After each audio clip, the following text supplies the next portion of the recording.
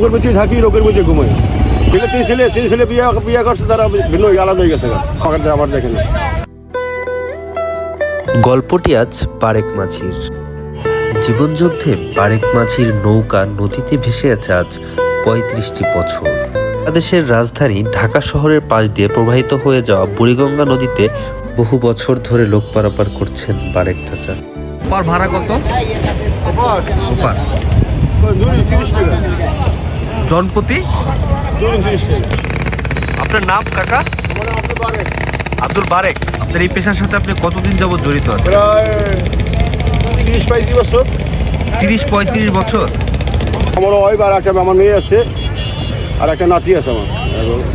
না, আমি আমার তিন ছেলে বিয়ে করছে, তারা ভিন্ন আলাদা হয়ে গেছে। আপনাকে দেখে না এখন? না, আমার দেখে না।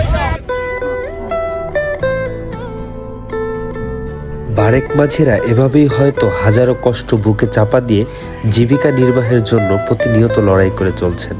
আবার এদের কেউ হয়তো নিজের অস্তিত্ব বাঁচিয়ে রাখার জন্য প্রতিনিয়ত এভাবেই লড়ছেন।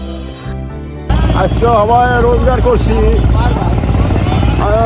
৪০০ টাকা মতো হয়েছে আর কি।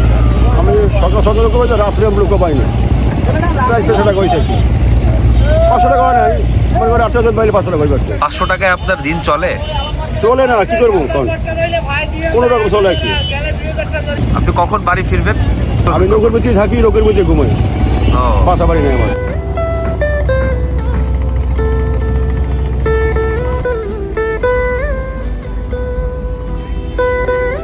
কখনো দুর্ঘটনা ঘটেছে আপনার সাথে? না, আমার সাথে ঘটে না, অন্যদের সাথে ঘটছে আর কি, আমার সাথে ঘটে না। কেমন দুর্ঘটনা ঘটে থাকে? যেমন মনে করেন নৌকো যখন অ্যাক্সিডেন্ট হয়, ট্রলার বলে অ্যাক্সিডেন্ট হয়, ওই যে বড় লঞ্চগুলোর সাথে কখনো? লঞ্চ অ্যাক্সিডেন্ট হয়। একবার ওই তেলঘাট মানুষ সব পারাপার করে, মানে অর্ডার বাস বলে, ওই অর্ডার বাস অ্যাক্সিডেন্ট হয়েছিল, মানুষ মারা গেছে আর কি, কয়েকজন মানুষ মারা গেছে। বারেক চাচার দীর্ঘ জীবনের গল্প শুনতে শুনতে পুরোটা বিকেল কাটে আমাদের। এজন্য সে আজ আর এই সময়টুকুতে লোক পারাপার করতে পারেনি। তাই আমরাই তার আজকের দিনের শেষ যাত্রী হলাম।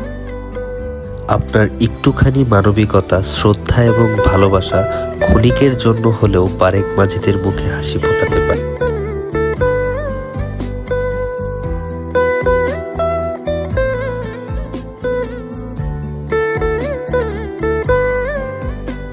জীবন হয়তো এমনই অনিশ্চিত ভবিষ্যৎ, নদীর উপরে ভেসে থাকা আশা ভরসার নৌকা।